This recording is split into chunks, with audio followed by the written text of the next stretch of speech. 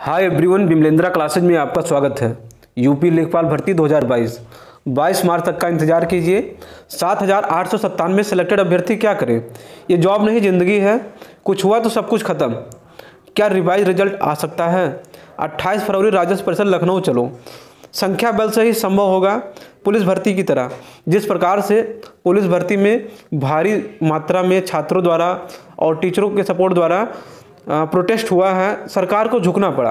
कहीं ना कहीं लोग इंकलाब जिंदाबाद, ईवीएम हटाओ देश बचाओ, इस प्रकार के स्लोगन नारे लगा रहे थे। तो सरकार को कहीं ना कहीं झुकना पड़ा कि इनको सरकार को ये एकदम एहसास हो गया कि भारी मात्रा में नकल हुआ है, और नकल हुआ भी था।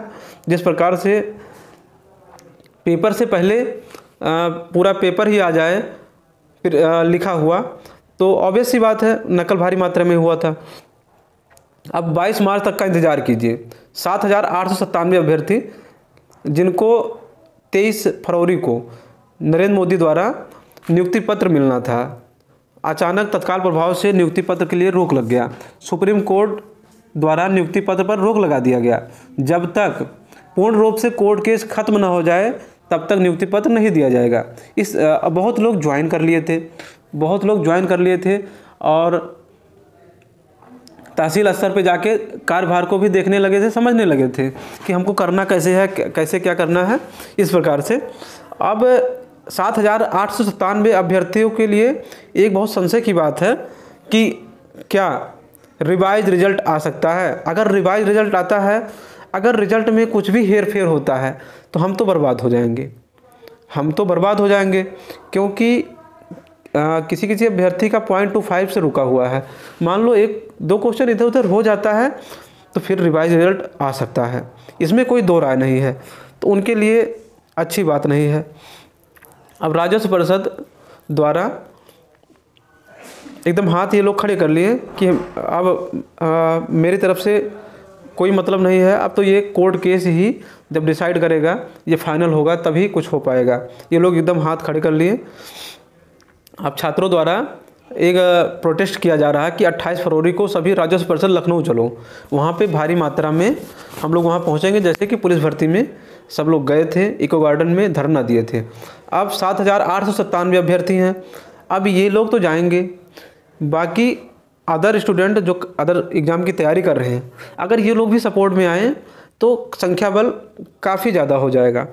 अगर आप किसी भी अभ्यर्थी के सपोर्ट में आते हो तो आप ये सोच लीजिए कि आप इससे भी छोटा कोई फॉर्म डाल रहे हैं जिसमें वैकेंसी कम है, तो आपको भी तो कभी ना कभी लड़ना पड़ेगा, क्योंकि अपने यहाँ उत्तर प्रदेश में वैकेंसियाँ कई चरण में, पहले वैकेंसी के लिए धरना दो कि वैकेंसी आए, वैकेंसी आ जाती है तो पेपर आउट होता है, फिर री एग्ज़ाम होता है, फिर पेपर हो गया, पेपर क्लियर हो गया, पता चला 7-8 क्वेश्चन गलत हो गए, फिर क्वेश्चन को लेकर कोर्ट केस होता है, फिर कोर्ट केस से 1-1, 2-2 क्वेश्चन ऐसे धीरे धीरे फाइनल होते हैं। तो कुछ लोग पास होके डीबी करा लिए, कुछ लोग डीबी करा के भी बाहर हो गए। इस प्रकार से इनके यहाँ ऐसे ही चलता रहता है, जैसा कि आप लोग झेल रहे हैं यही समस्या। तो रिवाइज रिजल्ट आ सकता है, क्योंकि 1-2 क्वेश्चन हमें लगता है कुछ अगर हेर फेर हुआ तो 7,897 अभ्यर्थियों के लिए दिक्कत की बात है। इसमें कुछ अभ्यर्थी बाहर हो सकते हैं, लेकिन बहुत ज़्यादा हेर फेर नहीं होगा। मुझे तो नहीं लगता हेर फेर होगा। अब जब तक ये लोग कह रहे हैं कि जब तक ये कोर्ट केस फाइनल हो नहीं जाता है तब तक के लिए स्टे लगा है नियुक्ति पत्र पे।